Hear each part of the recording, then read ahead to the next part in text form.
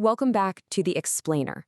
Hey, if you're a focused learner looking for the most efficient way to understand complex topics, you are in exactly the right place.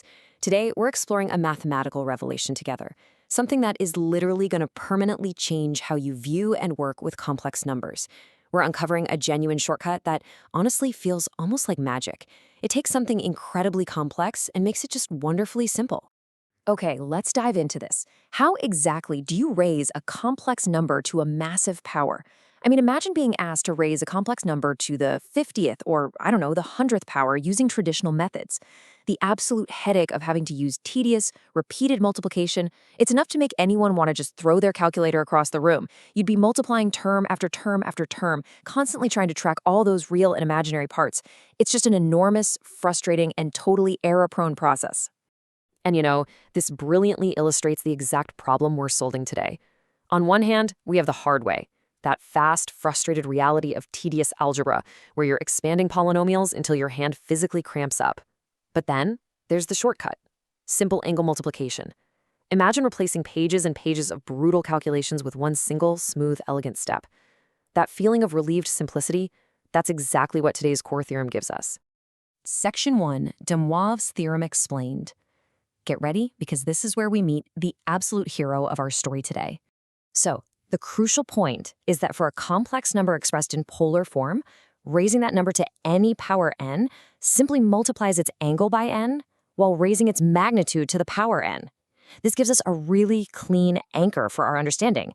We aren't just doing brute force math anymore. We're applying a beautifully logical shortcut that turns massive powers into basic everyday multiplication. Now, to really grasp why this works, we need to think spatially. Complex numbers in polar form can be thought of incredibly simply. They're really just a distance from the origin combined with a specific rotation angle. So raising a number like that to a power doesn't require all that compounding algebra. Step 1, you simply scale the magnitude, that distance from the origin, by the power. Step 2, you multiply the rotation angle directly by that same power, and that's it. These two straightforward steps completely bypass all that complicated math we talked about earlier.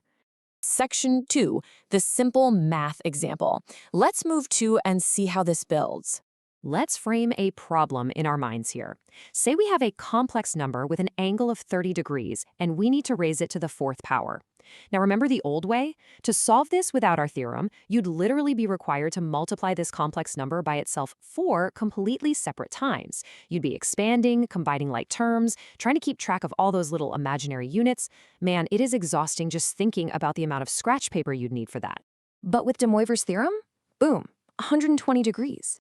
It is exactly that instantaneous.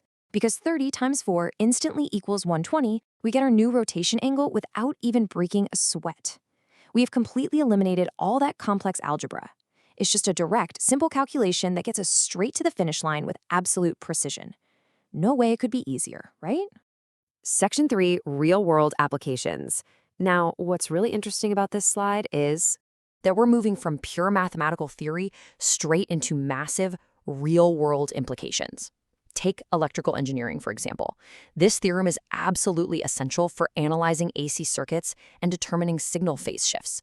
In physics, it's used to elegantly describe complex phenomena like wave interference and rotational motion. And perhaps most fascinatingly, computer graphics and robotics rely on it heavily for efficiently calculating repeated rotations. So why is this so crucial in those fields?